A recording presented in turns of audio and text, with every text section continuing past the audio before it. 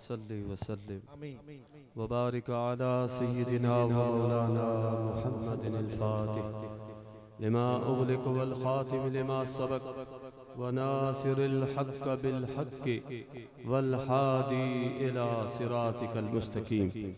सल्लल्लाहु अलैहि व अला आलिहि व अस्हाबिहि हक़्क़ क़द्रिहि व मिक़दारिहिल अज़ीम।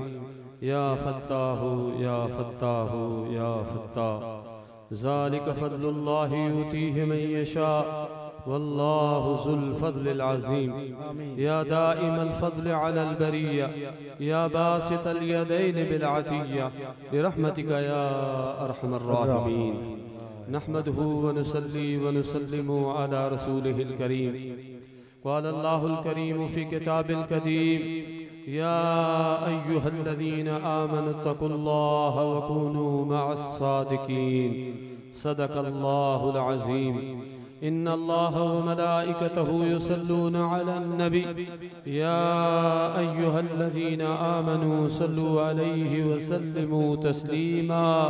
अल्लाहुम्मा सल्लि अला सय्यिदिना व मौलाना मुहम्मदिन मअदनिल जूदि वल करम व अला आलिहि व अस्हाबिहि व बारिक व सल्लिम। या सलाम सभी दोस्त बेदफा मोहब्बत सा मदीने वाले साईं ते दुरूद शरीफ। अल्लाहुम्मा सल्लि अला सय्यिदिना व मौलाना मुहम्मदिन मअदनिल जूदि वल करम व अला आलिहि व अस्हाबिहि व बारिक व सल्लिम। या सलाम जो बेरो इश्क की मोहब्बत सा मुझे हबीब ते दुरूद शरीफ। अल्लाहुम्मा सल्लि अला सय्यिदिना व मौलाना मुहम्मदिन मअदनिल जूदि वल करम व अला आलिहि व अस्हाबिहि व बारिक व सल्लिम। या सलाम जमात सबूरी अल्लाह रब्बुल इज़्ज़त जो फज़ल आहे करम आहे जे करीम रब असां खे पंहिंजे कामिल बंदे जे उर्स जी महफ़िल में शिरकत जी तौफ़ीक़ अता फ़रमाई आहे। ऐं मूंखे तमामु घणी ख़ुशी थी आहे साईं जिन हमेशह महिरबानी कंदा हुआ पर जॾहिं वक़्तु मुक़ररु हूंदो आहे अल्लाह जी तरफ़ खां नसीब रिज़्क़ जिथे लिखियलु हूंदो आहे उते पहुचंदो आहे इंसान। ऐं जॾहिं खां बगदाद शरीफ़ खां आयो आहियां त मुसलसल सफ़र में आहियां ऐं मगर साईं जिन जी मोहब्बत अल्लाह वारनि जी हाज़िरी मक़सूद हुई ऐं मूंखे अॼु ख़ुशी पई महसूस थिए त ज़िक्र वारनि जी जमात में मौजूद। साईं ॿुधायो त ॾेढ थी वियो आहे थकी त कोन पिया आयो ॿुधंदो सुभान अल्लाह। त अल्लाह वारनि जी इंशाअल्लाह कुछ ॻाल्हियूं ॿुधाईंदुसि त अल्लाह वारनि जी मरण खां पोइ उहे मदद करे सघनि था या न। ए असां अहले सुन्नत जो अक़ीदो आहे त हज़रत अब्दुल रहीम गिरोड़ी रहमतुल्लाह अलैह जेके मदीने वारे साईं असां जे सिंध में जी सहाबा किराम रिज़वानुल्लाह ताला अलैहिम अजमईन जे अंदर इश्क में सुहणे सिद्दीक़ अकबर जो मकाम आ इने सिंध में हज़रत अब्दुल रहीम गिरोड़ी रहमतुल्लाह अलैह जो औलिया जे अंदर इश्क में मकाम। सुभान अल्लाह। हज़रत अब्दुल रहीम गिरोड़ी फरमायो त इश्क उगायस उगाड़स जेदियूं पदर थी प्यास हेड़ी तान होयास पर सतर सिक विञाय। हज़रत अब्दुल रहीम गिरोड़ी जी फतवा है पान फरमाता मर्द मरन की न की मरन मरदूदा। हज़रत अब्दुल रहीम गिरोड़ी रहमतुल्लाह अलैह जेके हुजूर जी मजलिस में वजन वारा औलिया ऐं वक्त जा मखदूम हुआ जी असां मुफ्ती चंदा आहियूं उन वक्त सब खां वॾे आलिम के मखदूम जी के मखदूम मोहम्मद हाशिम छटवी रहमतुल्लाह अलैह त हज़रत अब्दुल रहीम गिरोड़ी रहमतुल्लाह अलैह फरमायो त मर्द मरन की न की मरन मरदूदा। मर्द के रहिन अल्लाह जा ज़ाकिर बंदा है पर जे मर्द कामिल जो उर्सा वो रुगो मर्द कोने पर तवां के बस ज़ाकिर बनाए मर्द बनाए। जागो प्या बा किस्मत वारा उहे माण्हू आहिनि नसीब वारा उहे माण्हू आहिनि भाग वारा उहे माण्हू आहिनि जेके अल्लाह जे वलियन सां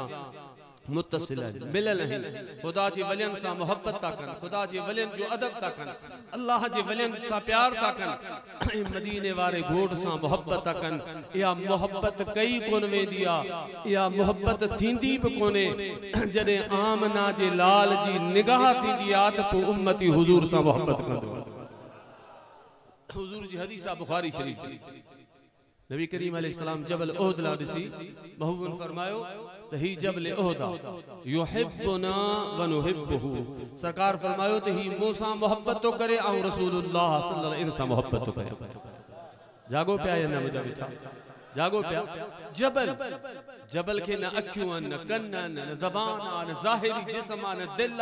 न उनके अखि दिमागा मगर मुझे आका तोखे मुखे क़यामत ताईं बुखारी शरीफ जदे समझायो त ऐ मुंहिंजा उम्मती रुगो तू मूंसां मोहब्बत कोन तो करिए ऐ लोड़े शरीफ वारा फकीरो रुगो तमाम मोहब्बत नथा करियो ऐ सिंध वारा पंजाब वारा ऐ इराक ईरान वारो या दुनिया वारो तमाम मोहब्बत नथा करियो मु मदनी दिलबर हबीब सां ते पहाड़ पे मोहब्बत कंदा है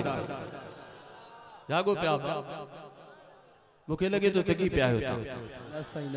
मगर हबीबन फरमायो मुखे खुशी थी नरलो शाम में पढ़ी आयो आ जो नरलो अजहर शरीफ बने पियो पांजे बच्चन के सब तमाम फकीर व आलिम बनायो हिन वक्त जी जरूरत आ त असा के इल्म होजे अगर दुश्मन अल्लाह वारन ते आंगर खणे त असा उनके कुरान में जवाब दियो अगर दुश्मन हुजूर जे सहाबा किराम ते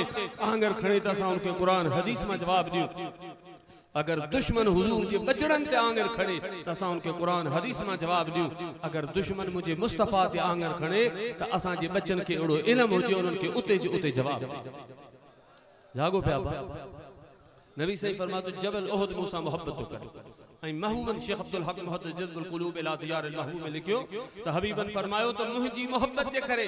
जबल उहद जन्नत जे दरवाजे ते हूंदो जिबालुल जन्नत जन्नती जबल आ मुंहिंजा मिठा तहां का तो पुछां जबल उहद नमाज़ू पढ़ियूं रोज़ा रखा हज कया केड़ो अमल कयो जबल महबूबन फरमायो मूसा मोहब्बत कई आ जने जबल उहद मोहब्बत करे मुझे आका सां त जन्नत में हलियो वने उम्मती हुजूर सां मोहब्बत करे त जन्नत में वेंदो या न हथ मथे कणी सुभान अल्लाह चो तने तसा सुन्नी चवंदा आहियूं अज तार मां बेड़ो तरियो मुंहिंजा मिठा तुंहिंजे करे गॾिजी पढ़ो अज तार मां बेड़ो तरियो मुंहिंजा मिठा तुंहिंजे करे हम दर्द वारो वरो मुंहिंजा मिठा तुंहिंजे करे छा बिलाल छा करम गॾिजी पढ़ो छा बिलाल छा करम वह सखी तुंहिंजी हबशी मगर मौला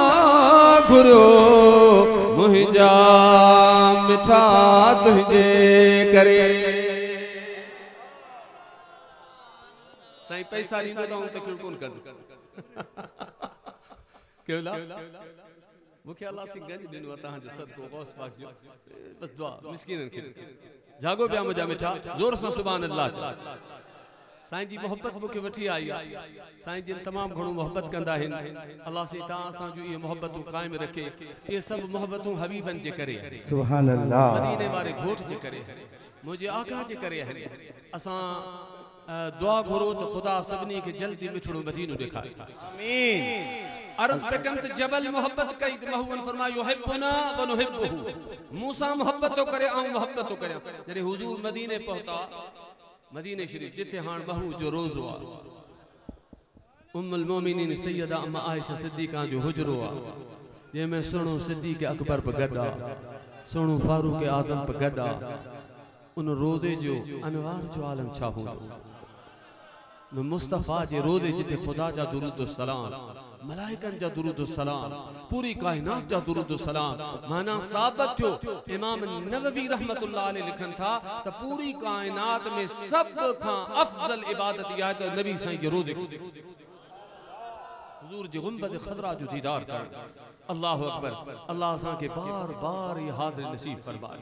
हुजूर जी हदीसा जदे मदीने शरीफ में सुबह थींदो आ त 70,000 मलाइक हाज़िरी लाईंदा आहिनि वरी शाम थींदो आ त ॿिया 70,000 मलाइक ईंदा आहिनि वरी सुबह थींदो आ त 73,000 मलाइक ईंदा आहिनि वरी शाम थींदो आ मिशकात शरीफ जी हदीसा चौथा 70,000 मलाइक ईंदा आहिनि महबूबन फरमायो त सुबह खां शाम ताईं मलाइक पंहिंजा पर पकोड़े छॾींदा आहिनि ऐं सभु मलाइक गॾिजी छा पढ़ंदा आहिनि मूंसां गॾिजी पढ़ो सल्लल्लाहु अलैहि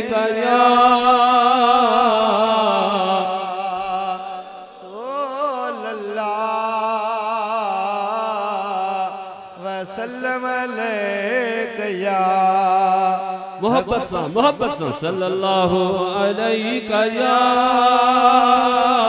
रसूल अल्लाह वसल्लम अलैका या क्यों फेरो मोहब्बत सा सल्लल्लाहु अलैका या रसूल अल्लाह वसल्लम अलैका या हबीब अल्लाह। अब जागो प्याला है ना साईं मुखे चयो तो उते साईं ता दरगाह जा फकीर दिसदो तो आशिक हैं वाकई मुखे खबर पई ता आशिक है। सुभान अल्लाह। मर्दन सा घर हमेशा मर्द रहंदा है अल्लाह वारन सा जेके बजे सा निस्बत गौस पाक सा निस्बत असा बगदाद शरीफ में हुआसी 15 साल पहरी गालिबन तो गौस पाक जे सज्जाद नशी हिन फकीर ते इनायत कई कि मुझे गौस जी इनायत आई पान फरमाओ तो फकीर मुके रात गौस पाक हुकुम कयो तो पूरे पाकिस्तान जी खिलाफत असा तोखे मुखे उन्हें वक्त दिल में ख्याल आयो तो ही इनायत जेका मुझे मुर्शिद करीम बगदाद वारे गोट कई या मुझे मुर्शिद इमामुल आरिफीन पीर से रोज़े वारन जो सदको। सुभान अल्लाह। पंजे मुर्शिद की इनायत न वरना उते असा जी हैसियत चाहे या हिता अल्लाह वारा सिफारिश कंदा हिन हुजूर जी दरबार में गौस पाक जी दरबार में तदे उते करम थींदा है। भला गौस पाक मु डिठो न साईं फकीर अमीर मोहम्मद रहमतुल्लाह अलैह उते दरगाह ते लिखल कादरिया कादरी तवा के मुबारक होजे कादिरन के खुदा एड़ो त पीर दिनो आ जो पीरन जो पीरा गौस पाक जी हुजूर जी शान मदीने वारे साईं जागो प्याला है तो पेरी अर्ज कयो तो हुजूर सा मोहब्बत थींदी कोने सरकार पान करम कंदा है तवा हिते कोन आया आयो अल्लाह वारन वठ इन अल्लाह वारन तवा के घुरायो खुदा जे वली हुजूर सैयदना गौस आजम शेख अब्दुल हक लिखियो अखबारुल अखयार में त गौस पाक रजी अल्लाह अन्हु फरमायो त खुदा मानुन जो दिलू मुझे अब्दुल कादर जे हाथ में रखियो हिन ता गौस पाक से मोहब्बत करियो था जो को करे तो हाथ में देखा नारो बुधो भेज दस्तगीर मुखे मजो आयो असा भेज दस्तगीर हथ मथे करे जो भेज दस्तगीर साईं जन के खबर पवे ते हिते में बगदाद वारे जा आशिक वेठा है वरी च भेज दस्तगीर भई हथ मथे करे च भेज दस्तगीर अजो दस्तगीर पहुंचंदो बेड़ा पार इंशाअल्लाह महेशर फकीर ॾाढो सुहिणो चयो आहे मूंसां गॾिजी पढ़ो त मज़ो अचे अॻिते हलूं मुंहिंजे पीर जहिड़ो कंहिंजो पीर नातर खोड़ नगर दस्तगीर गॾिजी चओ मुंहिंजे पीर जहिड़ो कंहिंजो पीर नातर खोड़ नगर दस्तगीर आजी सांझिया में अचे धन जो धनी रुगो सजड़ो कर सत कदम खणी एड़ी जात जलबी ना है जड़ी एड़ी जात जी जलबी ना है जड़ी पितो बुजुर्ग खीर मुझे पीर जड़ो के जो पीर नातर खोड़ मगर दस्तगीर असा गौस जे खातिर जागो प्या गौस पाक जी थोरो झलकी तां जे बुधाया मिसाल दे इमामुल आरिफीन पीर से सैयद मोहम्मद राशिद रोदे थणी रजी अल्लाह अन्हु ता वेजा वेजो साईं जिन जा वडा खलीफा 1300 खलीफा वली हजरत खलीफा महमूद निजामानी रहमतुल्लाह अलैह कड़े शरीफ वारा असा जा मुर्शिद उन 1 लाख माण्हू मुसलमान 1 लाख केडी बड़ी गाल ऐं साईं जिन पंहिंजे मुर्शिद खां पुछो त साईं ॿिया बुज़ुर्ग चिल्ला कराईंदा आहिनि, मुजाहिदा कराईंदा आहिनि ऐं तमामु वॾियूं रियाज़तूं कराईंदा आहिनि, लताइफ़नि जा ज़िक्र, तव्हां असांखे रुगो क़ादरी ज़िक्र कराईंदा आहियो, ज़िक्र जहर जेको हिते थींदो जागो पिया त साईं फरमायो साईं इमामुल आरिफीन पीर सी मोहम्मद राशिद रोज़े धनी रज़ी अल्लाह ताला अन्हु पाण उथी बि हिकिड़ो कदम खणी पंहिंजे फ़कीर खे सम्झायो त फ़कीर हिकिड़ी विख हिन कदम खे जेतिरो मूं खई आहे एतिरी देर में मोहम्मद राशिद बंदे खे रब सां मिलाए छॾींदो। ओ लोढ़े शरीफ वारा फ़कीरो तव्हां खां तो पुछां त गौस पाक जे नाइब जी इहा शान आ त मुझे बगदाद वारे घोट जी शान चाहूं सुभान अल्लाह।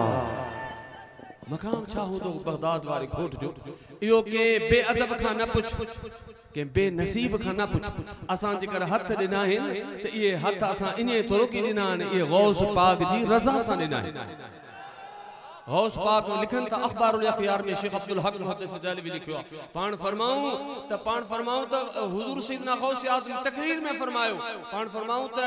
अल्लाह ताला माण्हुनि जी दिलियूं मु अब्दुल कादिर जीलानी रज़ी अल्लाह ताला अन्हु महबूब सुभानी जे हथ में रखियूं ऐं गौस आज़म जेके चाया करीब करियां, जेके चाया परे करे छॾियां, जेते चाया उन खे खुदा सां मिलाए छॾियां त मुंहिंजा मिठा इने मां अंदाज़ो लगायो त हुजूर सां सल्लल्लाहु अलैहि वसल्लम केर तो बगैर मालिकन करीमन जे इजाजत न करे, जदे गौस पाक जेके चाहे बेजो करे, जेके चाहे परे करे, आमना जो लाल हसनैन जो नाना जैसा मोहब्बत कंदो आ तदे उम्मती हुजूर सां मोहब्बत कंदो। मूंखे लगे तो तां थकी पिया आहियो, थकी पिया आहियो ॿुधंदो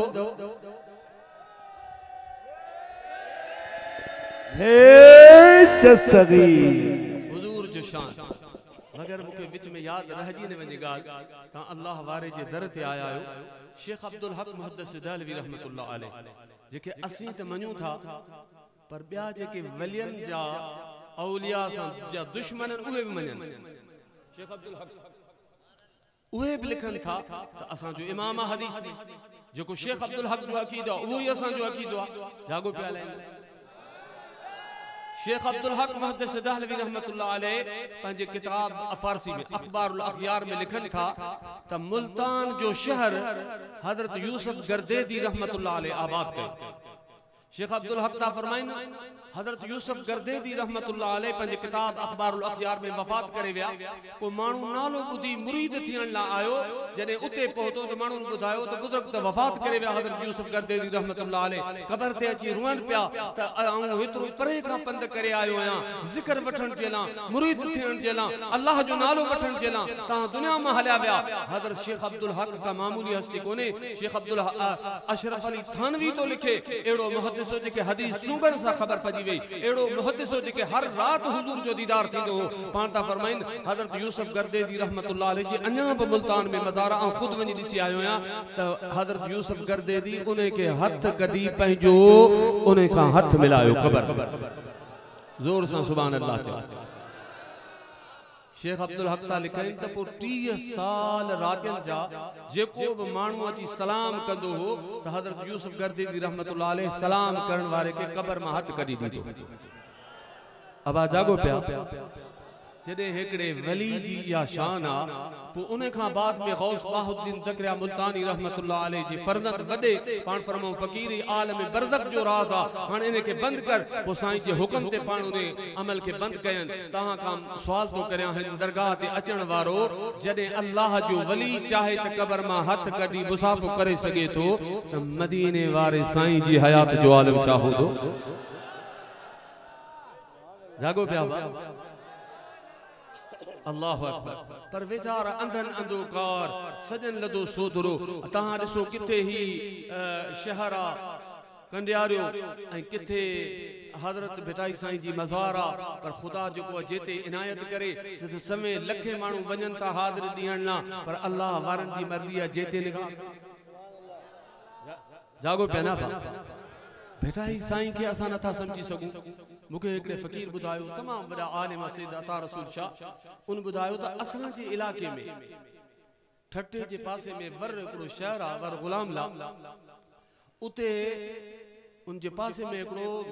तमामु वॾा आलिम हा मौलवी मोहम्मद हाशिम खट्टी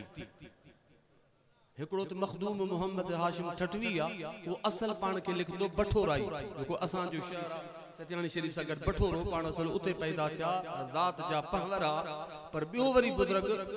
मोहम्मद हाशिम खट्टी वो वर गुलाम ला जे पासे में उनजी मज़ार आहे उन सैयद बादशाह मूंखे ॿुधायो त उन बुज़ुर्ग जे लाइ मशहूर हो त सॼी राति मदीने पाक ला मुंहुं करे बींदा हुआ ऐं 10,000 दफ़ा दुरूद शरीफ पूरो कंदा पोइ सुम्हंदा अल्लाह वारन जे दर ते अचण वारो इहो ज़िक्र ऐं दुरूद पाण सां गॾु रखो त इंशाअल्लाह हिते बि बेड़ा पार थी वेंदा त क़बर क़यामत में बि बेड़ा पार थी जागो पिया नसीब वारा उहे आहिनि दुरूद पढ़ण जी ज़िक्र पढ़ण जी ज़िक्र तव्हां असां पाण थोरो की था करियूं ए ख़ुदा हिन वलियन जे सदके असां इन्हनि जे सदके ख़ुदा असांखे ज़िक्र जी तौफ़ीक़ थो ॾे त उन बुज़ुर्ग जो फरमायो त उन मूं सां ज़िक्र कयो बुज़ुर्ग त आउं मदीने पाक में वियुसि ॾिठमि त हिकिड़ो अरब वेठो पासे में उन चयो त अदा तव्हां किथां आहियो चयो सिंध मां आयो आहियां चई सिंध में जॾहिं वञे त शाह अब्दुल लतीफ़ भिटाई सुहिणे खे मुंहिंजा सलाम चए जागो पिया तहांजी निस्बत आहे न उन दरगाह सां के बेअदब खां हुजूर जो शान न पुछ भेटाई के वली जेको मञे तो हथ मथे खणे सोने लतीफ जो फैज़ आ त ज़रूरी आ उन जो थोरो ज़िक्र ॿुधायां तो उन जो शान चाहे भेटाई साईं ता फरमाइन जे कर हुयार हो त पुनू से मुंहिंजी मुलाकात अल्लाहु अकबर ता उतरादी आयो सही रोज़ी धनी रहमतुल्लाह अलैहि सल्लम सही महमूद के फरमाइंदा जे मलफूजात लिखिया खलीफा महमूद मुके लाड़ी जबान ॾाढी वणंदी आ त सही महमूद फरमाइंदा सही मुके तहांजी उतरादी ॾाढी वणंदी ता आयो तो उतरादी पर ता जो मुर्शिद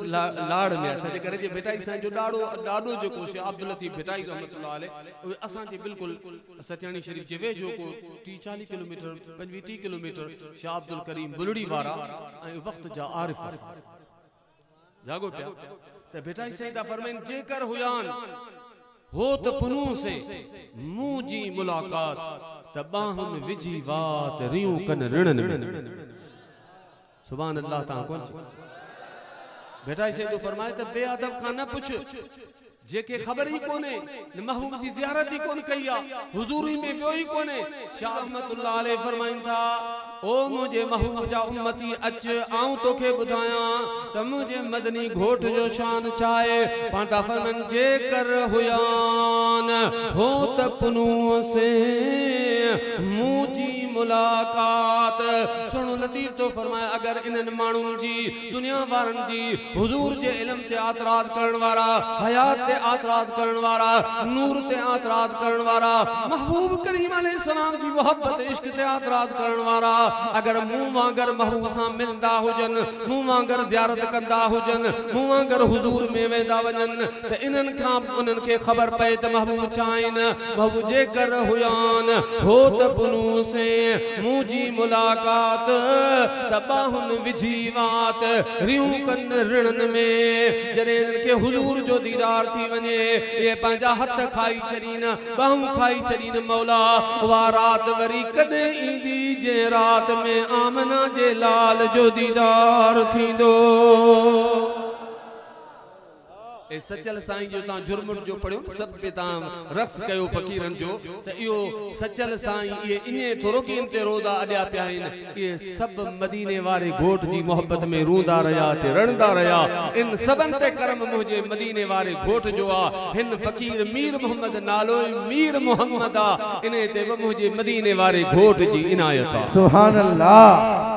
मुखे लगे तो हां थकी पिया दुआ घुरा भला दुआ न घुरा भेटाई सही ता फरम देहन भेटाई भला तो हुजूर के डिठो त केड़ो हो ये मौलवी त तरह तरह जो गालियो था कन अबा जागो पिया कदे न बेअदब जी वर चढ़जो चाहे केड़ो भी बेअदब होजे न अल्लाह वारन जी मलफूजात पढ़ो ए खुदा वारन जी जिंदगी पढ़ो भेटाई साईं फरमायो जे तो बैत भाईया से आयतु आहिन नियो मन लाहिन पिरियां संदे पाक बेटा इसे भला महबूब केड़ा हाथ उठा बेटा इसे दा फरमाइन कोड़िए कमर बरन ऐं शम्स सवा हजार कमाल बेटा इचे तो मुखा पूछो ना बेटा इसे तो फरमाए कोड़िए समझो अलाए न था कोड़िए कमर उबरन ऐं शम्स सवा हजार करोड़ चंद उबरन ऐं सिज सवा हजार हुजन ओ मुझा मुसलमान भा अगर हिकड़ो चंद 14 जो उभरंदो आ जवानी ते ईंदो आ त हर चीज रोशन थी वेंदी आ उन्हें 14 जे हिकड़े चंद में एडो त नूर आ पर सुणो लतीफ तो फरमाए तो दुनिया वारो यो हिकड़ो चंद न एड़ा करोड़ चंद हुजन जागो प्याल है ना देर थी भैया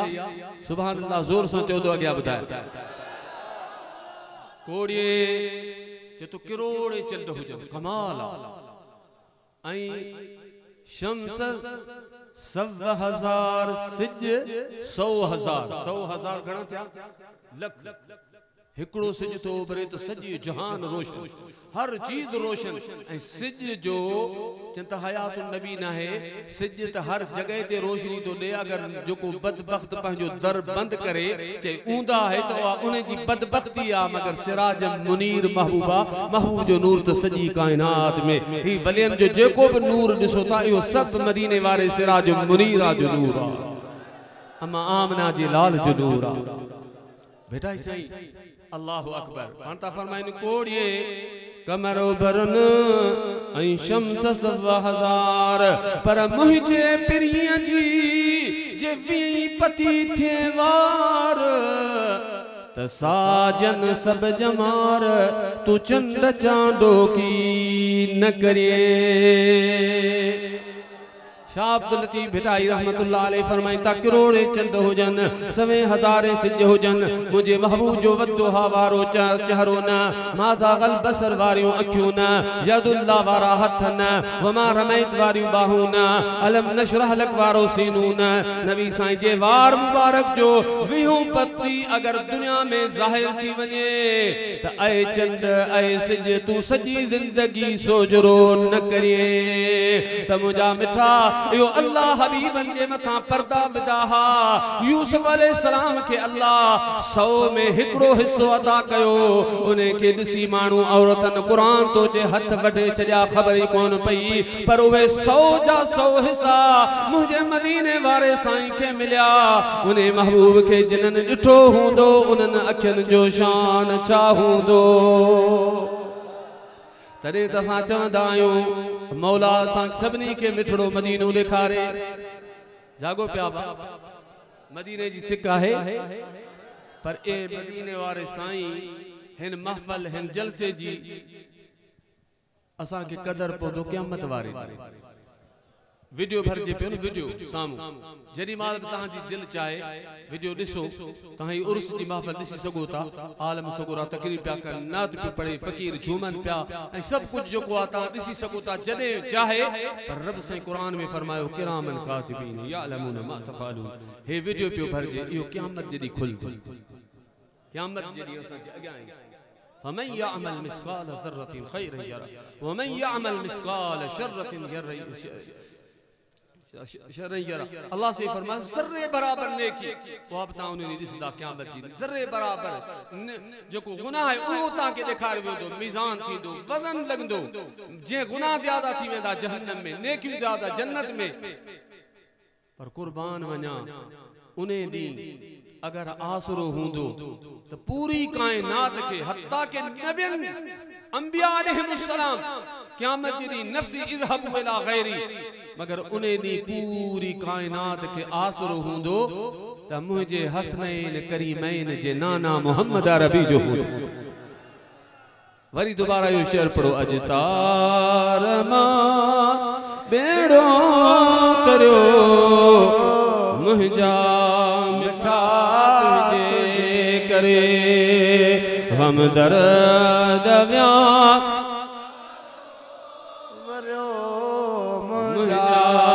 मिठा करे गॾिजी चओ अॼु तार मां बेड़ो तरियो मुंहिंजा मिठा तुंहिंजे करे गम दर्द विया वारो वरो मुंहिंजा इंशाअल्लाह मदीने वारे साईं जो आसरो आहे सभिनि खे भेराई साईं तो फरमाए अल्लाह अकबर सोनो लतीफ घोट छा तो फरमाए पाण तो फरमाए बारो चल बिया बिघणा पर मुंहिंजो पुनु सिर सबन चढ़ी चांगे ते पो अची कंदो वर विलहन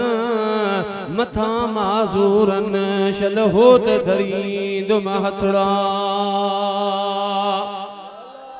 ओ मुझा मिठा कुर्बान वञा लतीफ जे जुमलन ता पाण था फरमाइन बारो चल बिया बिघणा पर मुंहिंजो होत पुनु चढ़ी चांगे ते जागो पिया मुझो नन्नो डॉक्टर मोहम्मद इब्राहिम उन कल रात हिकिड़ी हदीस ॿुधाई हैरान थी वियुसि ॿुधाई त जॾहिं हुज़ूर हौज़ कौसर ते हूंदा इंशाअल्लाह असां हुज़ूर सां मिलंदासीं इंशाअल्लाह सरकार करीम अलैहिस्सलाम मिशकात शरीफ की हदीस मिशकात सैयदना अबू हुरैरा रज़ियल्लाहु अन्हु रावी हबीबन फरमायो त हुजूर सा जन्नत में गड रहण जो इरादो आहे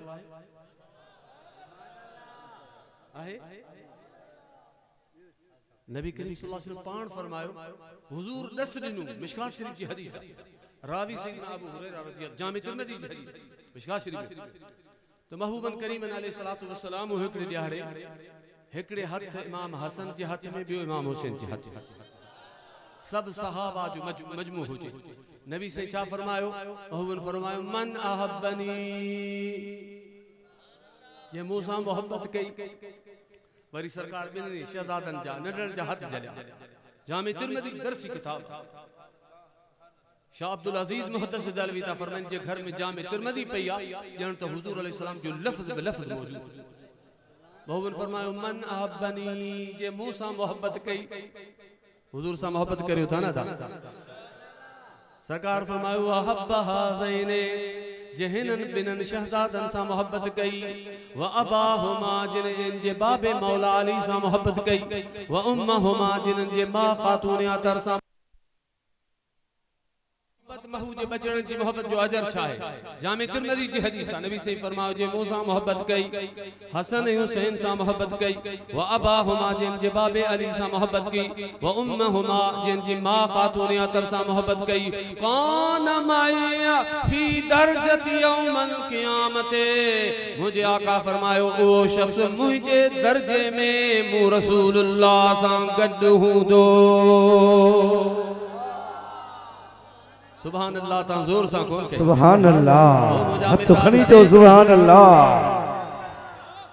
असा खुश किस्मत आयूं असा हुजूर जे यारन जा गुलाम आयूं सोने सिद्दीक अकबर जा नौकर आयूं सोने फारूक आजम जा वो सोनो सिद्दीक अकबर असा जो नबी हयातुन नबी तदे ता आला हजरत फरमायो तू जिंदा है वल्लाह तू जिंदा है वल्लाह मेरे जश्न आलम से छुप जाने वाले ओ मौजा अजीजो दोस्तों हजरत सैयदना सिद्दीक अकबर रज़ियल्लाहु ताला अन्हु जो इमाम सुयूती रहमतुल्लाह अलैह तारीख खुल्फा में फरमाइंदा आखिरी वक्तइन आखिरी लम्हातन मौला अली के घुरायोन पांता फरमाइन प्यारा अली मुखे खबरात मुझे सुने आका सल्लल्लाहु अलैहि वसल्लम तो के वसियत कई हुई त अली मुखे आखिरी गुस्ल तू दी जा तो मुखे खबरा तो मुझे हबीब करीम अलैहि सलाम के आखिरी आखिरी गुसल मुबारक दिनो। अल्लाहु अकबर अल्लाहु अकबर। छा वो मंजर हुंदो। सैयदना शेख अब्दुल हक फरमाइन था त मौला अली ता फरमाइन नबी साईं फरमायो अली मुझे 70 के न दिस जामता नजर खत्म थी वने। सैयदना अली ता फरमाइन मु अख ते पट्टी बदी करे महबूब के गुसल मुबारक दिनो आ। उन्हें वक्त ब्या हथ मुखे लगा पे मु समझो त या त जिब्रील गड हो या खिदर अलैहिस्सलाम गड हो। जोर से सुभान अल्लाह। आए प्यारा अली सैयदना सिद्दीक़ अकबर ता फरमाए जागो पहला ना बा थकी पिया हो जो ताऊ जाम थकल आया दुआ घुरा बुधाया हिकड़ी बगाल मोहब्बत वारी बुधाया सुभान अल्लाह। हिकड़ी बस हिकड़ी बगाली बुधाई दिस दुआ घुरा सुभान अल्लाह। ता जी सुभान अल्लाह तोरी जोर से अचे तो पो इंशाअल्लाह। सुभान अल्लाह। सैयदना सिद्दीक़ अकबर मौला अली जी मोहब्बत कमाल पांता फरमान प्यारा अली हुजूर फरमायो तो मुखे मदारज नबूवत में गुसल तू दी जा सबनी सीरतन जी किताब में बल्कि सरकार वसियत कई तो मुखे आखिरी जेके कपड़ा जेके सरकार करीम अलैहिस्सलातु वस्सलाम जी जिस्म अतहर ते लगा अल्लाह अकबर जेके महबूब जो लिबास मुबारक उए हुजूर फरमायो तो यमन जादी जदी इने मां मुराद यमन में सोहणो अवेसु करनी यमन वारा हुजूर फरमायो यमन मां मुखे रहमान की खुशबू भी अचे माना अज पे हिन वक्त पे यमन में एड़ा आलिम बैठाइन खुदा जो कसम जे के 40 दिन में आलिमन के हदीस पढ़ाईंदे पढ़ाईंदे मुस्तफा जो दीदार कराए चले जा। जोर से सुभान अल्लाह चलो। अब हम जोर से सुभान अल्लाह। सैयदना अली के सिद्दीक़ अकबर घुरायो अब के घुरायो सैयदना अली के सैयदना अबू बकर सिद्दीक जागो पे सुता प्यार पांता फरमाइन त ए प्यारा अबू बकर ए प्यारा अली सैयदना सिद्दीक अकबर ता फरमाइन जेके महबूब जा यार खलीफा अव्वल आई अफजल अल बशर बाद अल अंबिया बि तहकीक उए ता फरमाइन ए प्यारा अली तो हिनन हथन सा मुझे हबीब के जो को गुस्ल मुबारक दिनु आ मुझी दिल थी चए त ये हाथ मुझे जिस्म ते भी लगन। जोर से सुभान अल्लाह। सोने सिद्दीक़ अकबर वसियत के वो मुखे जदे कफन देई खुशबू लगाए वो मुझो जनाजो खणी हल जो हबीबन जे दर ते इमाम सुयूती लिखियो अल खसाइस अल कुबरा महबूबन के अर्ज कजो त महबूब ही तुझो गुलाम आ तुझो फकीर आ तुझो आशिक आ महबूब तुझो यार आ यार गार आ हदर में सफर में हर जगह ते सुनो सिद्दीक़ अकबर गड्डा सुभान अल्लाह। जोर से ता इजाजत दियो तो रोजे जिथे ता हुक्म करो तो रोजे अतहर में रखो या वरी जिथे ता हुक्म फरमायो ता का पूछा तो सोने सिद्दीक़ अकबर जो अकीदो हो तो मुझो नबी हयातुन नबी अब आ जागो प्या अकीदो हो तने ते चयो न सैयदना अली के वसियत के सैयदना अली के फरमायो मौला अली गुस्ल दिनु आ कफन पहरायो आ खुशबू लगाइया सैयदना सिद्दीक़ अकबर रज़ी अल्लाह तआला अन्हु जो जनाजो मुबारक मुझे हबीब जे दर अक़दस से खणी आयान सहाबा अर्ता कन या रसूल अल्लाह हाजा अबू बकर बिल बाब महबूब ही सोनो सिद्दीक़ अकबरा तुझो यारा असा तुझे दर ते खणी आया आयूं हां जिथे तवा हुक्म फरमायो उते असा इने के दफन फरमायो मुझे महबूब जे रोज़े अथर जो इमाम सुयूती फरमाइंता कुल्फ मुबारक पाने खुली वियो बगैर खुलण जे दरवाजे मुबारक जो कड़ो पाने खुलियो आ दरवाजे जा पट पाने खुलिया आहिनि अंदरा आवाज आयो उदखुलुल हबीब इलल हबीब ओ मुझा साहब दोस्त के पंजे दोस्त सा मिलायो यार के पंजे यार सा मिलायो इने मां साबित थियो त असां जो मुस्तफा हयातुन नबी आहे। अब आयो अकीदो आहे अल्लाह साईं ए जेके अज उर्स में आया के जल्दी मिठड़ो मदीनो रेखा तने त महेश्वर फकीर चयो मान तो चाया तमू जर हुजे तो घुरा तो खां त तुझे दर गजी पढ़ो जेके मदीने हलणो आ मान तो चाया त मूं वटि सोन ज़र हुजे तो घुरां तो खां त तुंहिंजे दर मुझो घर हुजे गुफ्तगू ही पाण में गॾिजी कंदा मुनकर नकीर गुफ्तगू ही पाण में गॾिजी कंदा मुनकर नकीर आ मोहम्मद जो मदाई गुलाम नबी फ़कीर ॾियोस माफ़ी ख़ैर सां गॾिजी पढ़ो ॾियोस माफ़ी ख़ैर सां ॾियोस माफ़ी ख़ैर सां खुशबाश तमाशर हुजे तो घुरां तो खां मुझो घर हुजे सुभान अल्लाह सुभान अल्लाह अज तव्हां दुरूद वेठा पढ़ो ज़िक्र वेठा करियो नातूं वेठा ॿुधो मगर क़यामत जे ॾींहुं इमाम नबहानी रहमतुल्लाह अलैहि फरमाइनि था जे मां जो जवाहिरुल बिहार जे अंदर जे मां जो हिकिड़ो बच्चो हुजे हिकिड़ो पुट हुजे अकेले तो ॿार हुजे अकेलो पुट हुजे उहो अगर विञाइजी वञे त मां जो कहिड़ो हाल हूंदो इमाम नबहानी था फरमाइनि त क़यामत जे ॾींहुं मुंहिंजो महबूब उम्मतन खे इने ॻोल्हींदो जे मां अकेली जो पुट विञाइजी वञे इने मुंहिंजो महबूब उम्मतन खे ॻोल्हींदो मगर दुरूद नबी सही फरमायो उम्मती तू चाहे त क़यामत जे ॾींहुं मुंहिंजे करीब हुजे हबीबन फरमायो जे यतीम सां हिकिड़े यतीम सां सही हदीस आहे पंहिंजे औलाद वांगर उनखे पालियो औलाद वांगर तरबियत कई मुंहिंजे आका ॿई पंहिंजूं मुबारक आंगरियूं खणी हबीबन फरमायो त क़यामत जे ॾींहुं इने मूं सां गॾु हूंदो जीअं मुंहिंजूं आंगरियूं गॾु आहिनि जिन जे घरन में पाड़न में यतीम आहिनि उन्हनि खे खपे त पंहिंजे औलाद वांगर आख़िरी ॻाल्हि दुरूद पढ़ त ॿुधायां उन खां पोइ दुआ घुरंदासीं सल्लल्लाहु अलैहि या रसूल अल्लाह सल्लम अलैका या हबीब अल्लाह सजी जमात सल्लल्लाहु अलैहि या रसूल अल्लाह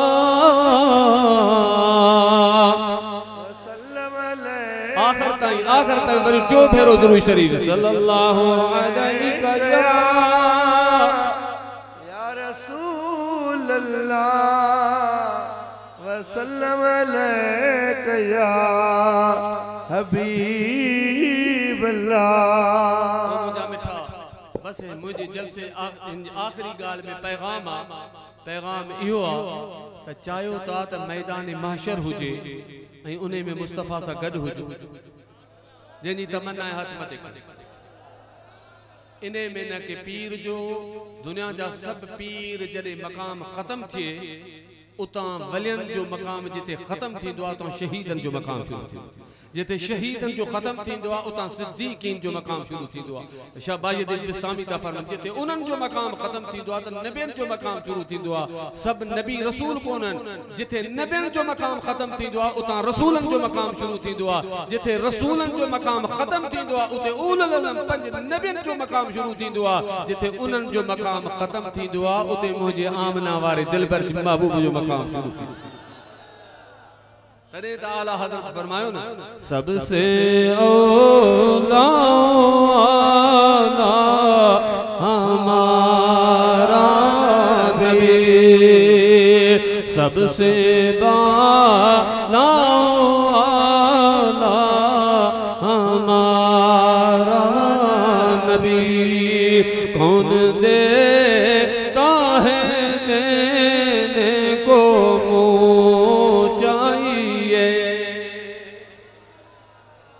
जागो प्यावा यो इरादो आहे त क़यामत जे ॾींहुं हुज़ूर सां क़रीब हुजूं इरादो आहे दस तो ॾियां कंहिंजो कौल कोने मुझे मुस्तफ़ा मदीने वारे जो कौल आहे उम्मती अगर मैदान माशर में चाहे तो मुझे वेझो हुजे त आऊं तोखे दस तो ॾियां हुजूर फरमायो अवलन नास जामे तिरमिज़ी जी हदीस मिशका शरीफ अवलन नास औलन नास बि यौमल क़ियामत अक्सरुहुम अलैहि सलातन मुझे हबीब फरमायो तो मैदान महशर में सब खां वेझो सब खां करीब मुखे वो हुंदो जे सब खां वधीक मुझे मथा दुरूद पढ़ियो तरे ताके दुरूद भी पढ़ाया बनी में हुजो दुरूद पढ़ो घर में हुजो दुरूद पढ़ो दुकान पे हुजो दुरूद पढ़ो सफर में हुजो दुरूद पढ़ो बहु फरमायो उम्मती दुरूद पढ़न तुझो कमा दुरूद पढ़ान तुझो कमा मैदान माशर में गदे पान सा प्यारन मु रसूलुल्लाह जो कमा हथ मते कड़ी सुभान अल्लाह केरो आसान अमल बी हदीस महूबन इमाम सखावी नकल कई हबीबन फरमायो जे रात दिए में 1000 दफा मुझे मथा सलात जगोरी पड़ी त मुझे आका फरमायो हुजूर वायदो दिनुआ महबूब का मथे सादिकुल अमीन कौल दिनुआ महबूब फरमायो लम यमुत हत्ता यरा मक़अदहु फिल जन्नह जे 1000 दफा दुरूद पढ़न की आदत ठाए छदी महबूब फरमायो लम यमुत तेस्ते मरदो ही कोन लम यमुत हत्ता यरा मक़अदहु फिल जन्नह पहरी खुदा जन्नत में घर देखारे पोख उनके इज़राइल के हुक्म कंदो तो रूह कब्ज़ हथ मथे कणी सुभान अल्लाह इयो तवा के हिन उर्स जो तोहफो जागो पिया दुरूद दुरूद जी बरकत चा आखिरी गाल बुधाए सैयदना इमाम सुयूती रहमतुल्लाह अलैहि लिखन था सैयदना अब्दुल्लाह इब्न अब्बास रावी अल खसाइस अल कुबरा सुभान अल्लाह जो आखिरी गाल पूरी करे पर वाकई तवा कोन थको लोड़े शरीफ वारो मुखे थकाए छे सब जो सुभान अल्लाह हथ मथे करे जो सुभान अल्लाह साईं वनी मकली शरीफ बुधाईंदा सत्याणी शरीफ बुधाईंदा तो सोने मीर जे दरबार ते विस रात जा बप्या थे पर आशिक चन पिया भली सुबह थियण दे त थियण दे क़िबला बयान कंदा रहो दुरूद 3 दफा मोहब्बत से पढ़ो तो गाल बुधायो सल्लल्लाहु अलैहि या रसूल अल्लाह वसल्लम अलैका या हबीब अल्लाह बिरु मोहब्बत सल्लल्लाहु अलैहि या रसूल अल्लाह वसल्लम अलैका या हबीब भला ता दुरूद पे पढ़ो ना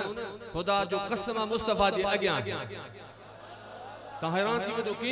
साहिब दलाल खैरात शरीफ रावी हैं सहाबन पूछो तो मुझा हबीब दुरूद जने तहां ते पढ़ियो वेंदो आ छा तहां पाण बुधंदा आयो या मलाइक पहुंचाइंदा आइन हबीबन फरमायो फकाल अस्माओ सलात अहली मोहब्बती व आरिफुहुम ऐ मुझा सहाबो जे इश्क सा पढ़ंदा आहिन मोहब्बत सा पढ़ंदा आहिन उनन जा पाऊं रसूलुल्लाह पाण बुधंदो आया व आरिफुहुम मुस्तफा उनन के सुञाण दो पाए सुभान अल्लाह जोर से सुभान अल्लाह सलात जा आमिल बनजी वनी ॾिसो त बरकत छा थी रहमत छा थी ऐं इहा सलात तव्हां खे वनी मदीने वारे सां मिलाईंदी ऐं हिकड़े दी मरण का पहिरीं मुस्तफा जो दीदार बि नसीब थी वेंदी आमीन चो जागो पिया अल्लाहु अकबर जे आशिक जो ही फैज़ आ उन्हें जा जुमला वलियन जा जुमला त कबूल न पढ़ो तो आगे हदीस मुकम्मल करे दुआ करा मौला मदीनू दिखार पोए भले मार लहन उजागा अखड़न जा कबूलियत के वक्ता अल्लाह जे वली जी दुआए ता जे सोने मुर्शिद जा शेर हैं हुजूर जी बारगाह में कबूलन सब दिल सा चो मौला मदी पोए भले मार लहन उजागा अकड़न जा मौला मदीनो निखार पो भले मार लहन उजागा अकड़न जा अल्लाह से करे अजो की रात जे सदके खुदा सबन के मिठड़ो मदीनो दिखाए बस आखिरी हदीस बुधो पांजे ईमान के ताज़ो करियो बुधाए वञा या छड़े वञा बुधण चाहे तो हथ मथे करे जने इमाम अब्दुल्लाह इब्न अब्बास दा फरमाइन तो जरे मैदान महशर थींदो अल्लाह ताला सोने आदम अलैहिस्सलाम के मथे मकाम ते विहारींदो छाजे करे सभनी नबियन जो अब्बो आ सजी कायनात जो अब्बो आ सहाबा सभनी जो अब्बो आ वलियन जो अब्बो आ अबुल बशर आदम अलैहिस्सलाम जेका रब मलाइकन खां सजदो करायो मथे विहारे आदम दिस सजे पासे खां जन्नती पिया वजन इहो तुजी औलाद आ खबे खां जहन्नम में पिया वजन आदम अलैहिस्सलाम मथे वेंदा सैयदना अब्दुल्ला इब्न अब्बास ता फरमाइन मुझे हबीबन करीमन फरमायो ते एकड़े शख्स मलाइक जहन्नम ला वठी पिया वेंदा वो सजड़ा कंदो वेंदो ओ मुजा मोहम्मद अरबी मुजी मदद कर ओ मुजा सोना हबीब मुजी मदद कर इंशाअल्लाह तदे तसा के फकीरन सिखायो आ तदे असा चवंदा आयूं झोली मुहिजी आहे खाली झोली बरिया रसूल अल्लाह कबूलियत की घड़िया दिल सा झोली मुहिजी आहे खाली झोली बरिया रसूल अल्लाह नहे ताकत मुँह में काई सिगोवर या रसूल अल्लाह खड़ी हथड़ा मदीने दे सजन तो के पुकारूं था खड़ी हथड़ा मदीने दे पुनल तो के पुकारूं था बदी बाहूं करयादा हूँ तुझे दरिया असांजे इलाके जा तमाम वॾा आलिम हज़रत अली मोहम्मद महरी जंहिंजे जनाज़े में सभिनी सिंध जे लाड़ जे बुज़ुर्गन या पेशन गोई मदीने जे फ़कीर पे कई त उन जे जनाज़े में खुद महबूब तशरीफ़ वठी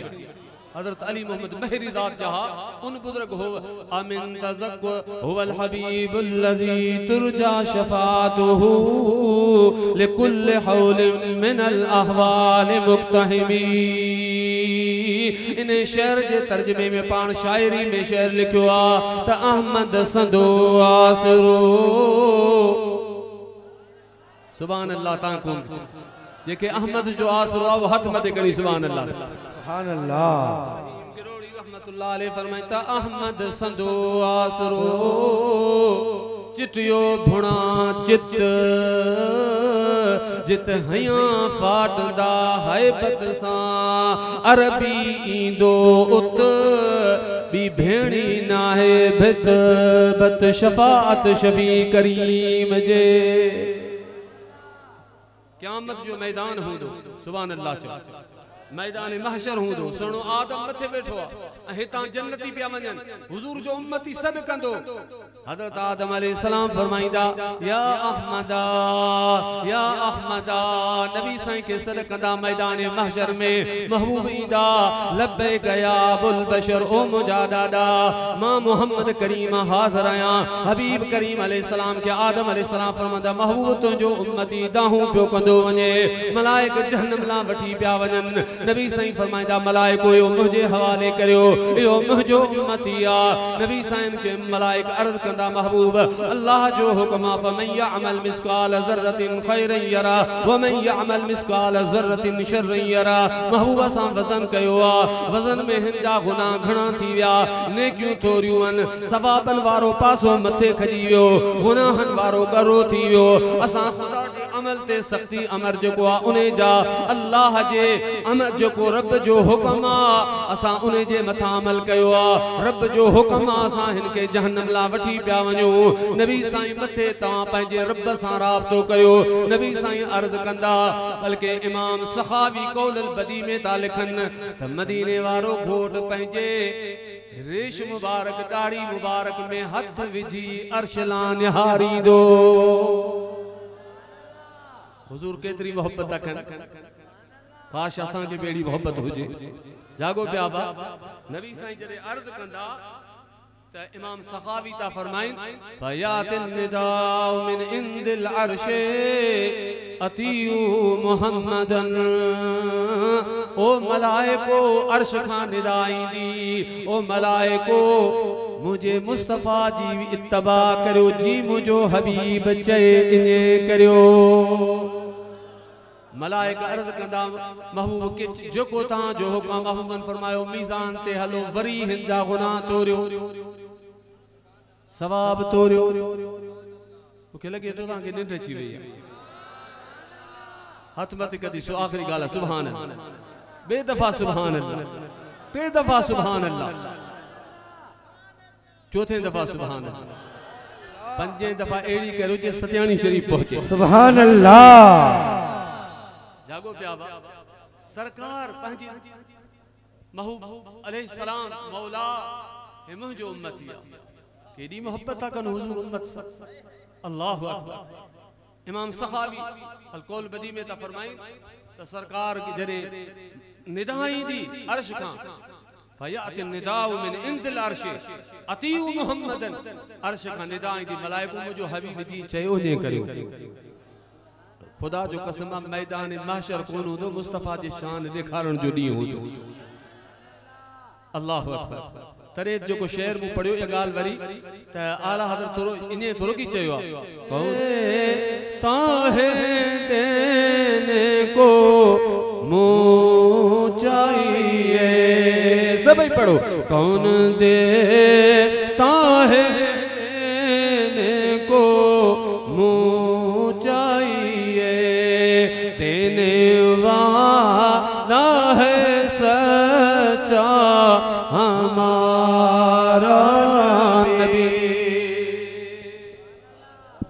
मलाइक वठी इंदा मलाइक को हिते थोरो की जे हिते सखर जा खैरपुर जा या ठट्टे जा या हैदराबाद जा व्यापारी थोरो की अस्तगफिरुल्लाह जे ओए को घटवत कंदा मलाइक वरी मीदान में सागई वो जो सवाब तोरींदा गुनाह ज्यादा थी वेंदा सवाबन वारो पासो करो थी वेंदो। उन्ही वक्त हबीब पंहिंजे जेब मुबारक मां हिकड़ी पर्ची कढी उन सवाबन वारे पलड़े में विझंदा त गुनाह मथे खजी वेंदा सवाब गरा थी वेंदा। जोर सां सुभान अल्लाह त चओ। जॾहिं उ उम्मती ॾिसंदो त चंदो ऐ सोहणा निदा ईंदी मलाइको जिथे वणे जन्नत में वठी वठी। वो उम्मती अर्ज कंदो त सोहणा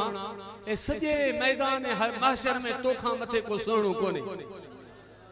अल्लाहु अकबर। बेटाई साईं फरमायो जत सबोई जत पर मुंहिंजो हो त पुनु। जत नबी सब शान वारा जत सबोई जब तिलक रुsul फद्दलना बादहुम अला बाद मिनहुम मन कल्लम अल्लाह व रफा बादहुम जो तर्जुमा बेटाई से फरमायो जत सबोई जत नबी सब शान वारा पर मुझो हो तो पुनु पुनु जित पुनु उतना है जाय जतन जी। बेटाई जा आशिक जोर से सुभान अल्लाह त चओ। अर्ज कंदो त मुझा हबीब सरकार के सुञाण दो कोन तू के रही है सोहना ए तुझे जिस्म की खुशबू दुनिया में एड़ी खुशबू मु कोन सूंगी आ एड़ो नरम जिस्म कोन डिठो आ एड़ो नूरानी चेहरो कोन डिठो आ सबन सुहणन जो हसीनन जो सरदार है। महबूब फरमाइंदा आका करीम अलैहिस्सलातु वस्सलाम अमा आम नाला जा शहजादा फरमाइंदा मदीने वाला साईं फरमाइंदा मुझा मुस्तफा फरमाइंदा फयकूलु अना मुहम्मदन आए मुझा उम्मती औ मोहम्मद करीम आया मदीने वारो साईं आया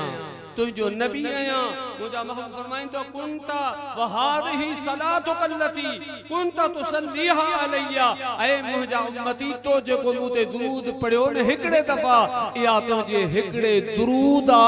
मुझे आका अलैहिस्सलातु फरमायो जेको हिकड़ो दुरूद तो पढ़ियो आ अज मु मुस्तफा वो तो जो दुरूद ने पढ़ पलड़े में विधो। जॾहिं हिन महफ़िलन जो फ़ाइदो इहो आहे जे तव्हां सवे दफ़ा हज़ारे दफ़ा दुरूद पढ़िया हिकड़े दुरूद सां मैदान महशर में बेड़ा पार थी वेंदा त सवे हज़ारे जे दुरूद पढ़ी तव्हां उथींदो त इंशाअल्लाह हिते बि बेड़ा पारन त क़ब्र क़यामत में बेड़ा पारन। उथी भी महबूब ते सलातो सलाम पढ़ो। न सही सलातो सलाम लाखों सलाम शम्मे मद में हिदायत लाखों सलाम मुस्तफा जाने रहमत फैला खो सलाम शमए बज़ में हिदायत फैला खो सलाम वो हमारे नबी हम उनके उम्मती वो हमारे नबी हम उनके उम्मती उम्मती तेरे किस्मत पे लाखों सलाम मुस्तफा जाने रहमत फैला खो सलाम शमए बज़ में हिदायत फैला खो सलाम। और जिसका नाना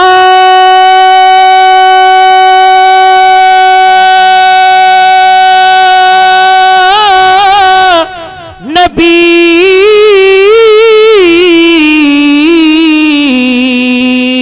अरे जिसका बाबा अली जिसका नाना नबी जिसका बाबा अली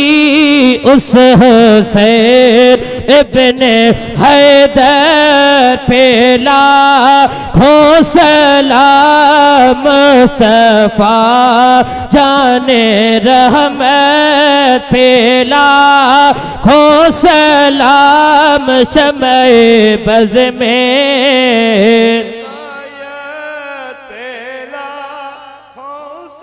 सैयदा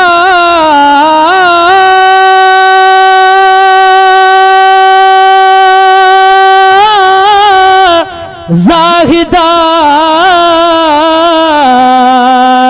तैयबा ताहिरा सैयदा ज़ाहिदा तैयबा ताहिरा याने खातून जन्नत पे लाखों सलाम मुस्तफा जाने रहमत पे लाखों सलाम गौसे आज़म इमाम तो का वन का गौसे आज़म इमाम तो का वन का जलवाए शान कुदरत पे लाखों सलाम मुस्तफा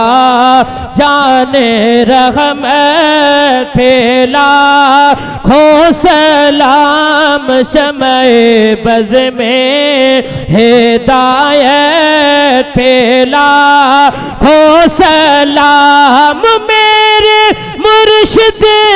को मौला सलामत रखे मेरे मुर्शिद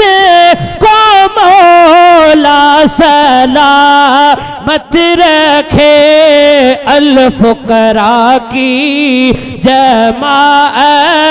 पे लाखों सलाम मुस्तफा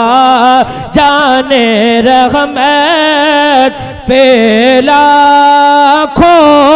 सलाम। अस्सलातु वस्सलामु अलैका या रसूल अल्लाह सल्लल्लाहु अलैहि वसल्लम।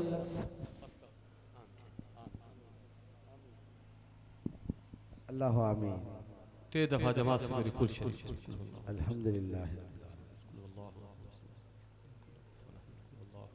बिस्मिल्लाहिर्रहमानिर्रहीम कुल हुवल्लाहु अहद अल्लाहु समद लम यलिद यल्लाहु अन्ना सय्यिदना मुहम्मद सल्लल्लाहु अलैहि वसल्लम अल्लाहु समद लम यलिद व लम यूलद। जिन्हों कुल शरीफ पढ़या मुझे मौला पाक ऐ मुजा करीम हाज़िर कलाम ऐ मुजा मिठड़ा मालिक मिठा एको असां तुंहिंजे हबीब जो ज़िक्र कयो तुंहिंजे प्यारनि जो ज़िक्र कयो तुंहिंजो ज़िक्र कयो फ़कीरन सुभान अल्लाह जो सदाऊं दुरूद शरीफ तवारो ऐ मुजा मालिक मिठा पंहिंजी बारगाह मुक़द्दस में क़बूल फरमा आमीन मंजूर फरमा मक़बूल फरमा आमीन। ऐ मुजा करीम रब सां मिस्कीनन जो हदियो मदीने वाले साईं जी बारगाह अक़दस में पहुंच जमी अंबिया अलैहिस्सलातु वस्सलाम जी बारगाह अक़दस में महबूब जी वालिदैन करीमैन खुलफाए राशिदीन पंचन पाक जमी अज़वाज मुत्तहरात शुहदाए बदर शुहदाए उहद शुहदाए खंदक शुहदाए खैबर शहीदान कर जमी आले अतार जमी सहाबा किराम ताबईन तबअ ताबईन तमाम सलासिल कामिलीन कादरी नक्शबंदी सुहरवर्दी चिश्ती शाज़िली रफ़ाई खुसूसन हुजूर सैयदना गौसुल आज़म रज़ियल्लाहु अन्हु साईं रोज़े धरी रज़ियल्लाहु अन्हु ऐ रब्बी करीम बिलखुसूस या अल्लाह हज़रत सुहनु शाह अब्दुल लतीफ़ भटाई रहमतुल्लाह अलैह आमीन ये बारगाह अक़दस में पहुंचा। उन्हें के बाद में हज़रत क़िबला सैयद मीर मोहम्मद रहमतुल्लाह अलैह जो को फ़कीर ही अल्लाह जी ज़िक्र जो रंग लगाए वियो उन्हें जी बारगाह में हिन जो सवाब पहुंचा। मौला उनका बाद में असां जेतरा भी बीठा आयूं हदीस पाक त आखिरी लम्हे में मुझो करीम रब दुनिया आसमान ते ऐलान कंदो आहे को घुरण वारो मौला है अल्लाह जी वली जी दरबार आ मुस्तफा जी ज़िक्र थियो आ तुझो ज़िक्र थियो आ ऐ मुझा करीम रब सबनी जा बेड़ा पार फरमा आमीन ऐ मौला हुजूर जी पूरी उम्मत जा बेड़ा पार फरमा आमीन मौला सजी उम्मत के इत्तफाक ई मोहब्बत ई प्यार नसीब फरमा मौला साईं मीर मोहम्मद रहमतुल्लाह अलैह जाहे जेके बेड़ा हिन आस्ताना हिन बचड़ा हिन पूरो खानदान है ऐ साईं क़िबला साईं जेके शहजादा सजादा नशीन साईं माशाअल्लाह साईं गुलाम मुर्तज़ा बाकी जेके दिलरा वला बचड़ा हिन मौला इनन के बिनन जहानन जे खैर ऐं बरकतन सां आमीन इन फ़कीरन के दुनिया ऐं आख़िरत जूं मोहब्बतूं ऐं बरकतूं ऐं रहमतूं ऐं नियामतूं सलामतूं अता कर मौला इन जमात के पंहिंजे मुर्शिद सां शेख सां कामिल निस्बत ऐं इहा मोहब्बत क़यामत ताईं नस्लन में क़ाइम हुजे मौला असां खे ज़ाकिर बि बना शाकिर बना क़ुरान जो कारी बना असां जे बच्चन के असां जी निजात जो ज़रियो बना अल्लाहुम्मा इन्ना नसअलुका मिनल अस्मत दवामहा व मिनन निअमत तमामहा व मिनर रहमत शुमूलहा व मिनल आफियत हुसूलहा व मिनल आइश अरगदहा व मिनल उम्र असअदहा व मिनल वक्त अत्यबहु व मिनल रिज़्क़ अवसअहु व मिनल फضل अज़्ज़बहु व मिनल लुत्फ़ अनफ़ाहु व मिनल अनआम अम्महु व मिनल इहसान अतम्महु जैसी जियारी हादी रख हिफ्ज़ में मोहताजी मखलूक जी कादर कीमकारी अरबी अब्दुल लतीफ़ के तू एक वेलम विसारी पुरकश प्यारी भरे जाम जन्नत जो साईं मुखे चयो आ पर जमात जा फ़कीर ताम साईं मुझा उर्स जे तकरीब में हाज़िर थिया आहिनि तन सभिनी जी हाज़िरी क़बूल मक़बूल अता फरमा असां सब जमा जा नेक इरादा नेक तमन्नाऊं नेक हाजतूं बारगाह इज़्ज़त में क़बूल मक़बूल फरमा ए मुझा करीम रब हेड़ी दजाली दौर में नफ्सा नफ्सी वाले दौर में जो केर कंहिंजे दर वञण लाइ तैयार नाहे हे सोने मीर ॾे आया थई तुंहिंजे प्यारे बाने ॾे आया थई पंहिंजे प्यारे बाने जो तोखे वास्तो आ मुझा करीम न जुमला जमाए जा नेक इरादा तमन्नाऊं क़बूल मक़बूल फरमा बीमारन के शिफा ॾे दर्द मंदन जा दर्द दूर फरमा रे औलादन के नरीनो औलाद फरमा बे रिज़्क़न के रिज़्क़ अता फरमा बे दीनन के दीन सां मोहब्बत फरमा बे नमाज़न के नमाज सां मोहब्बत फरमा असां पंहिंजे सभिनी खे पंहिंजे वालिदैन उस्तादैन जो अदब एहतराम ऐं ख़िदमत करण जी तौफ़ीक़ अता फरमा ए मुंहिंजा करीम असांजे हिन सुहिणे मुर्शिद खाने जी दरबार हिन ग़रीब खाने खे आबाद फरमा ए पादीड़ा बंद करे वॾियूं उमेदूं आसरा रखी आया अवांजा दरवाज़ा सदाईं दाइम क़ाइम भराई आहिनि सवाली न वञनि ख़ाली सल्लल्लाहु तआला अला ख़ैर ख़ल्क़िही व नूर अर्शिही सय्यदना मुहम्मद व आलिहि व सहाबी अजमईन ला इलाहा साईं असदुल्लाह दुआ फरमाइन आमीन अल्लाहुम्मा सल्लि अला सय्यिदिना शफीना मौलाना मुहम्मद व आलिहि व अज़वाजिही व अहल बैतिही रिदवानुल्लाहि तआला अलैहिम अजमईन या इलाहुल आलमीन हिनन अल्लाह जे कामिलन वलीहन आलमन जे हथन जे सदके दुआऊं मुस्तजाब अता फरमा या इलाहुल आलमीन जेकी साईं अली मुर्तज़ा जूं कावशूं कोशिशूं उन पंहिंजे बारगाह इज़्ज़त में क़बूल मक़बूल अता फरमा या इलाहुल आलमीन साईं शहाबुद्दीन खे ख़िज़्र हयाती अता फरमा हिन जमायत जे मथां सायो ता क़यामत ताईं देर जारी सारी अता फरमा या इलाहुल आलमीन साईं दिलमुराद फ़कीर रहमतुल्लाह अलैह साईं मियां साईं मीर मोहम्मद फ़कीर रहमतुल्लाह अलैह साईं नूर मोहम्मद फ़कीर रहमतुल्लाह अलैह जे हिन आस्थान खे ता क़यामत ताईं शाद आबाद अता फरमा या इलाहुल आलमीन जेके पंधड़ा करे आया हन उन्हनि खे खाली न मोटाइजा या इलाहुल आलमीन रोज़े वारे रहबर जे सदके मुर्शिदन करीमन जे सदके सभिनी जा बेड़ा पार अता फरमा या इलाहुल आलमीन हसनैन करीमैन जे सदके जिन जो अबो अमा ज़िंदा है उन्हनि खे अदब करी तौफीक अता फरमा या इलाहुल आलमीन जिन जो अबो अमा हिन दुनिया में फानी थी है उन्हनि जे मज़ारनि जे मथां किरोड़े रहमतूं अता फरमा या इलाहुल आलमीन जेके भी आलम हन या दरगाहूं असांजे सीननि जो ठार अता फरमाए अखियुनि जो ठार अता फरमाए उन्हनि जे अदब करण जी तौफीक अता फरमाए या इलाहुल आलमीन जेके भी हथड़ा खणी बीठा मुंह कमीने बेकार आजिज़ गुनाहगार जे हथनि खे न ॾिस रहबर बाबा साईं जन जे सदके साईं मीर जे सदके हिन आस्ताने जे सदके जेके बे औलादीन साली औलाद अता फरमाए जेके बीमार हन कामिला शिफ़ा अता फरमाए जेके बेरिज़्क़ हन तिन खे रिज़्क़ अता फरमाए जेके यतीम हन उन्हनि जी मदद करी तौफीक अता फरमाए बेवाहन जो खैर अता फरमाए या इलाहुल आलमीन फ़लस्तीन जो खैर अता फरमाए तारीक़ लब्बैक या रसूलुल्लाह वारनि जो खैर अता फरमाए या इलाहुल आलमीन असांखे 5 वक्त नमाज पाणी तौफीक अता फरमाए साईं असगर वारनि जे मथां साईं मुनवर वारनि जे मथां साईं ममताज़ वारनि जे मथां साईं ज़ुल्फ़कार वारनि जे मथां साईं अली मुर्तज़ा जे सभिनी भाइरनि जे मथां नींगरनि जे मथां हवेलीअ जे मथां खैर अता फरमाए या इलाहुल आलमीन असांजे क़ब्र खे रोशन अता फरमाए मारी त कलमे सां मार जियारी त कलमे सां जियार जिन भी अर्ज़ रखिया आहिनि जेके भी मज़लूम जेलनि में क़ैद आहिनि आज़ाद अता फरमाए या इलाहुल आलमीन असांखे 5 वक्त नमाज पाणी तौफीक अता फरमाए पराई गिला गीबत खां बचाए उहो कम कराए जंहिंमें तूं ऐं तुंहिंजो हबीब राज़ी हुजे पंधु कंदा उमेदा अचनि साईं संदा तिन संदा मतिलब पूरा थियनि अव्वल ख़ैर आख़िर ख़ैर ज़ाहिर ख़ैर बातिन ख़ैर बेअद कुल शैन क़दीर मौला या सल्ले वसल्लिम दाइमन अबदन अला हबीबिक ख़ैर।